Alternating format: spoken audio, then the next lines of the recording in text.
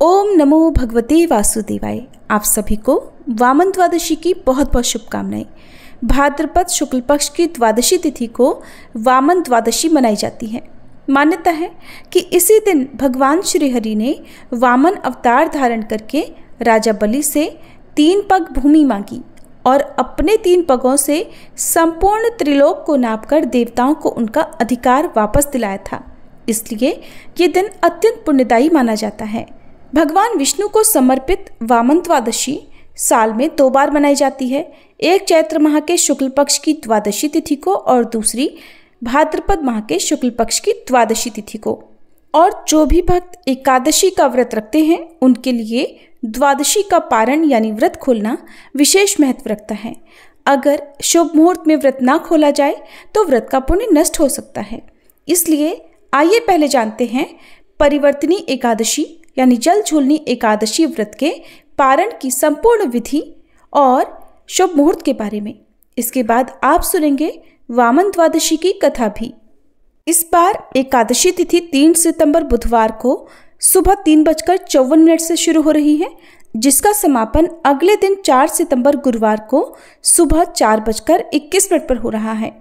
क्योंकि एकादशी इस बार 2 दिन है, 4 सितंबर को गुरुवार के दिन ब्रह्म मुहूर्त में एकादशी विद्यमान रहेगी, इसलिए इस बार 3 सितंबर बुधवार को एकादशी का व्रत रहेगा। सभी गृहस्थ जन इस दिन उपवास रख सकते हैं और वहीं समस्त वैष्णव जन 4 सितंबर गुरुवार को भी एकादशी का व्रत रखेंगे। और 4 सितंबर गुरुवार को ही महाद्वादशी यानी वामन द्वादशी भी है। अब आपकी श्रद्धा पर निर्भर करता है, आप चाहें तो दोनों ही तिथियों में उपवास रख सकते हैं, नहीं तो किसी भी एक तिथि में उपवास रखें। द्वादशी तिथि 4 सितंबर गुरुवार को सुबह 4:22 से शुरू होकर 5 सितंबर शुक्रवार को सुबह 4:08 पर समाप्त हो रही है। हरिवासर का समय 4 सितंबर गुरुवार को सुबह 4:22 से ही शुरू हो रहा है, जिसका समापन 4 सितंबर गुरुवार को ही सुबह 10:30 पर होगा। ध्यान रखिएगा, जब तक हरिवासर रहता है तब तक उपवास नहीं खोला जाता और एकादशी व्रत पुण्य नष्ट हो जाता है जो लोग हरिवासर के समय में व्रत खोल लेते हैं। यदि आपको 4 सितंबर गुरुवार को सुबह व्रत खोलना भी है तो हरिवासर के बीतने की प्रतीक्षा आपको करनी होगी। ऐसे में जिन्होंने भी 3 सितंबर बुधवार को व्रत रखा है वो चाहें तो सुबह 4 सितंबर को 10:32 से 10:50 के बीच में व्रत खोल सकते हैं, नहीं तो इसके अलावा दूसरा शुभ मुहूर्त दोपहर 1:36 से 4:07 तक रहेगा। जब तक व्रत का पारण नहीं किया जाता अन्न या नमक आदि का सेवन नहीं किया जाता है। और सुबह की पूजा आप हरिवासर के समय कर सकते हैं, लेकिन स्वयं व्रत का पारण आपको हरिवासर का समय बीतने के बाद ही करना होगा। अब जो लोग 4 सितंबर गुरुवार को महाद्वादशी के साथ एकादशी का व्रत रखेंगे उन्हें 5 सितंबर शुक्रवार को सुबह 6:01 से 6:30 तक अपना व्रत खोल लेना होगा।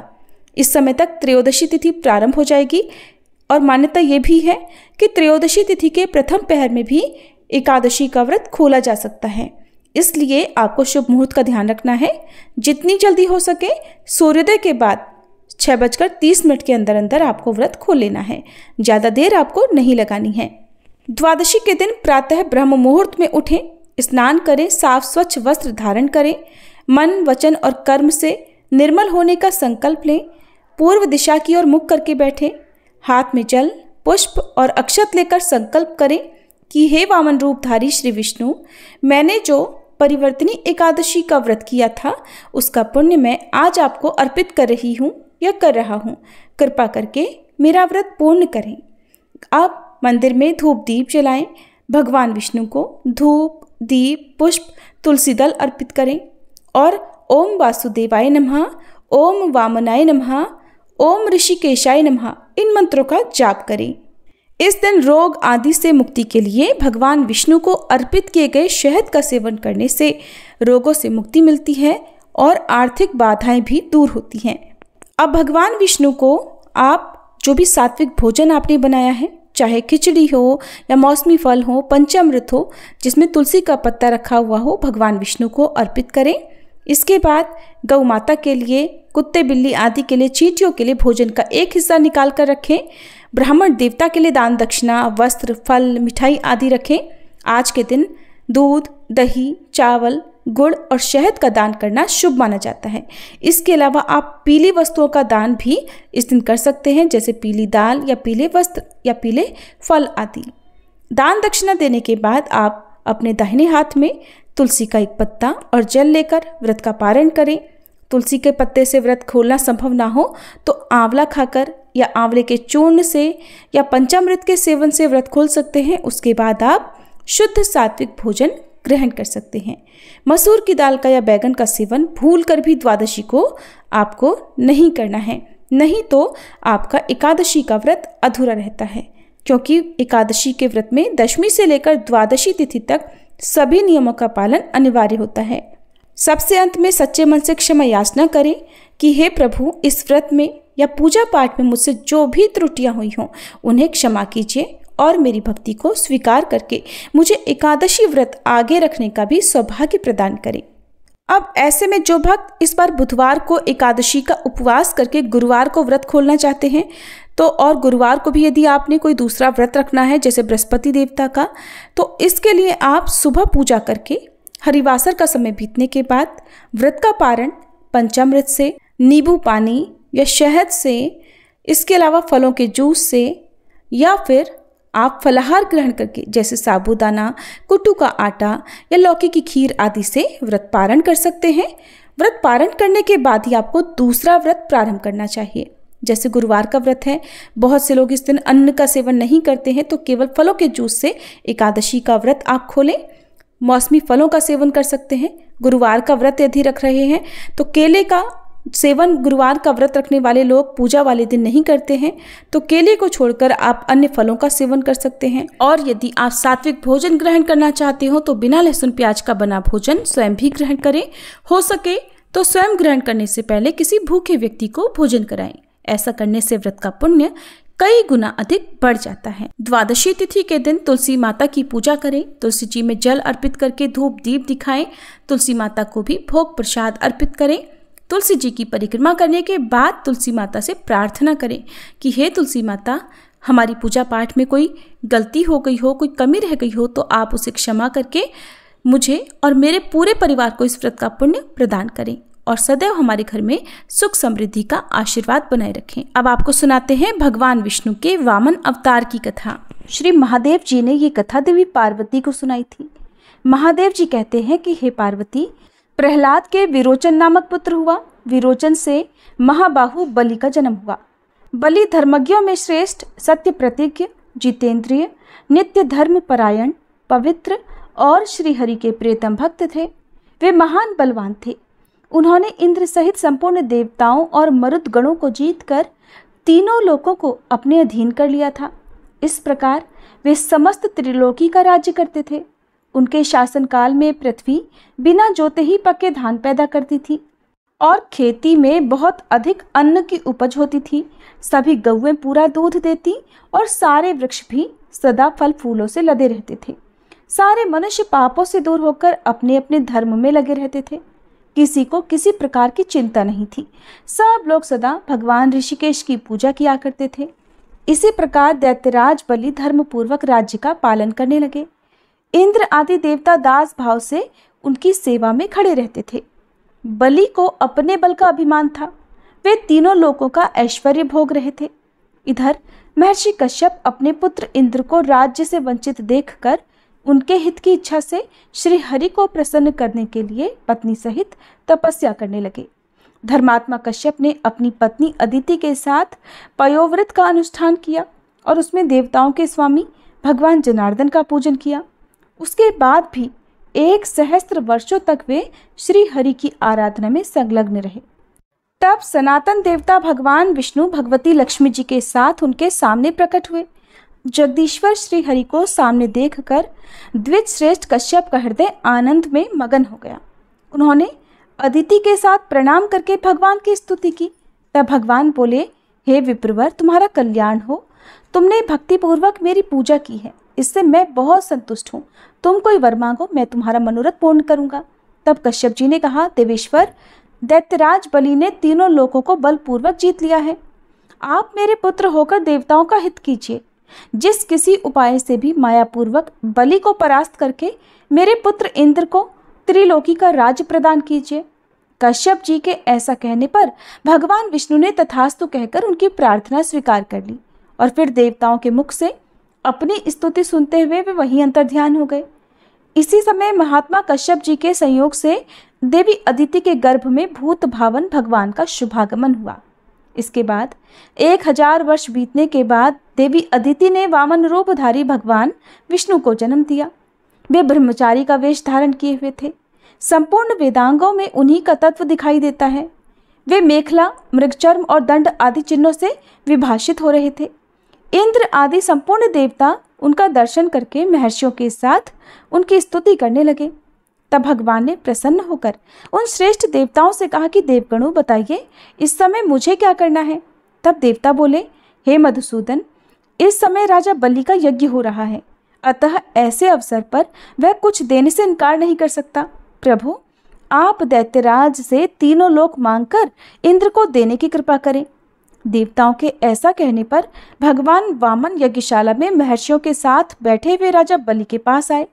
ब्रह्मचारी को आया देख दैत्यराज सहसा उठकर खड़े हो गए और मुस्कुराते हुए बोले, अभ्यागत सदा विष्णु का ही रूप है, अतः आप साक्षात विष्णु ही यहाँ पधारे हैं।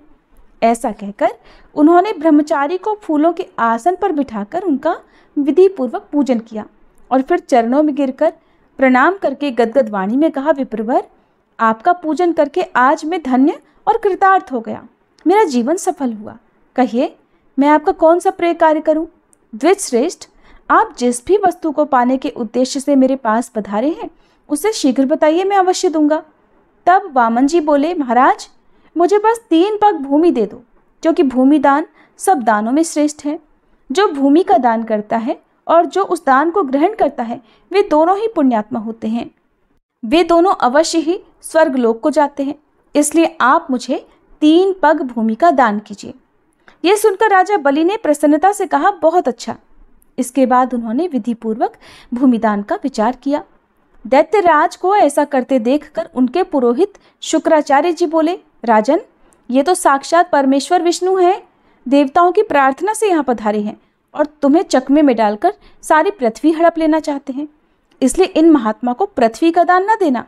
मेरे कहने से कोई और ही वस्तु इन्हें दान करो, पर भूमि मत दो।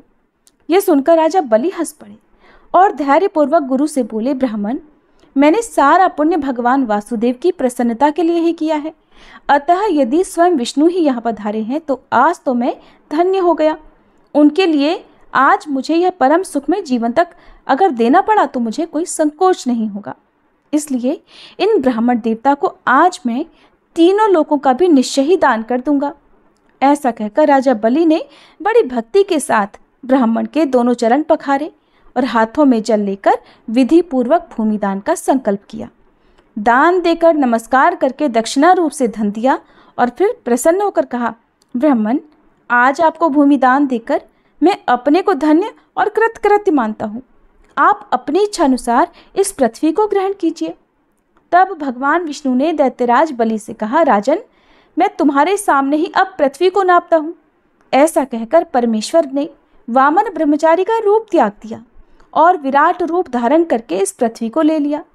समुद्र, पर्वत, द्वीप, देवता, असुर और मनुष्यों सहित इस पृथ्वी का विस्तार 50 कोटि योजन है, किंतु उसे भगवान मधुसूदन ने एक ही पैर से नाप लिया। फिर दैत्यराज से कहा, राजन, अब क्या करूं? भगवान का वह विराट रूप महान तेजस्वी था और महात्मा ऋषियों तथा देवताओं के हित के लिए प्रकट हुआ था। महादेव जी देवी पार्वती से आगे कहते हैं कि मैं तथा ब्रह्मा जी भी उसे नहीं देख सकते थे। भगवान का वह पग सारी पृथ्वी को लांघ कर 100 योजन तक आगे बढ़ गया। उस समय सनातन भगवान ने दैत्यराज बलि को दिव्य चक्षु प्रदान किया और उन्हें अपने स्वरूप का दर्शन कराया। भगवान के विश्व रूप का दर्शन करके दैत्यराज बलि की प्रसन्नता की सीमा नहीं रही। उनके नेत्रों में आनंद के आंसू छलक आए। फिर उन्होंने भगवान को नमस्कार करके स्तोत्रों द्वारा उनकी स्तुति की और प्रसन्न चित्त से गदगद वाणी में कहा, परमेश्वर, आपका दर्शन करके मैं धन्य और कृतकृत्य हो गया। आप इन तीनों ही लोकों को ग्रहण कीजिए। तब सर्वेश्वर श्री विष्णु ने अपने दूसरे पग को ऊपर की ओर फैलाया। वह नक्षत्र, ग्रह और देवलोक को लांघता हुआ ब्रह्मलोक के अंत तक पहुंच गया, किंतु फिर भी पूरा नहीं पड़ा। उस समय पितामह ब्रह्मा ने देवाधिदेव भगवान के चक्र, कमल आदि चिन्हों से अंकित चरण को देखकर हर्षयुक्त मन से अपने को धन्य माना और अपने कमंडल के जल से भक्तिपूर्वक उस चरण को धोया। श्री विष्णु के प्रभाव से वह चरणोदक अक्षय हो गया। वह तीर्थभूत निर्मल जल मेरु पर्वत के शिखर पर गिरा और जगत को पवित्र करने के लिए चारों दिशाओं में बह चला। वे चारों धाराएं क्रमशः सीता, अलकनंदा, चक्षु और भद्रा के नाम से प्रसिद्ध हुई। मेरु के दक्षिण की ओर जो धारा चली उसका नाम अलकनंदा हुआ। वह 3 धाराओं में बंटकर त्रिपथगा और त्रिस्तोत्रा कहलाई। वह लोक पावनी गंगा तीनों नामों से प्रसिद्ध हुई। ऊपर स्वर्गलोक में मंदाकिनी, नीचे पाताल लोक में भोगवती तथा मध्य अर्थात मर्त्यलोक में वेगवती गंगा कहलाने लगी। ये गंगा मनुष्यों को पवित्र करने के लिए प्रकट हुई हैं। इनका स्वरूप कल्याणमय है। महादेव जी कहते हैं, पार्वती, जब गंगा मेरु पर्वत से नीचे गिर रही थी उस समय मैंने अपने को पवित्र करने के लिए उन्हें मस्तक पर धारण कर लिया। जो श्री विष्णु चरणों से निकली हुई गंगा का पावन जल अपने मस्तक पर धारण करेगा अथवा उनके जल का पान करेगा वह निस्संदेह संपूर्ण जगत का पूज्य होगा। इसके बाद राजा भगीरथ और महातपस्वी गौतम ने तपस्या के द्वारा मेरी पूजा करके गंगा जी के लिए मुझसे याचना की। तब मैंने संपूर्ण विश्व का हित करने के लिए कल्याणमयी वैष्णवी गंगा का जल उन दोनों महानुभावों के लिए प्रसन्नतापूर्वक दान कर दिया। महर्षि गौतम, जिन गंगा को ले गए वे गौतमी अर्थात गोदावरी कही गई हैं और राजा भगीरथ ने जिनको भूमि पर उतारा वे भागीरथी गंगा के नाम से प्रसिद्ध हुई। ये मैंने प्रसंगवश तुमसे गंगा जी के प्रादुर्भाव की उत्तम कथा सुनाई है। इसके बाद भक्तवत्सल भगवान नारायण ने दैत्यराज बलि को रसातल का उत्तम लोक प्रदान किया और उन्हें सब दानवों, नागों तथा जल जंतुओं का कल्प भर के लिए राजा बना दिया। इस प्रकार कश्यप नंदन वामन का वेश धारण करके अविनाशी भगवान श्री विष्णु ने राजा बलि से तीनों लोक लेकर उन्हें प्रसन्नतापूर्वक इंद्र को दे दिया। तब देवता, गंधर्व तथा परम तेजस्वी ऋषियों ने दिव्य स्तोत्रों से भगवान का स्तवन और पूजन किया। इसके बाद अपना विराट रूप समेटकर भगवान अच्युत वहीं अंतर्ध्यान हो गए। इस तरह प्रभावशाली श्री विष्णु ने इंद्र की रक्षा की और इंद्र ने उनकी कृपा से तीनों लोकों का महान ऐश्वर्य प्राप्त किया।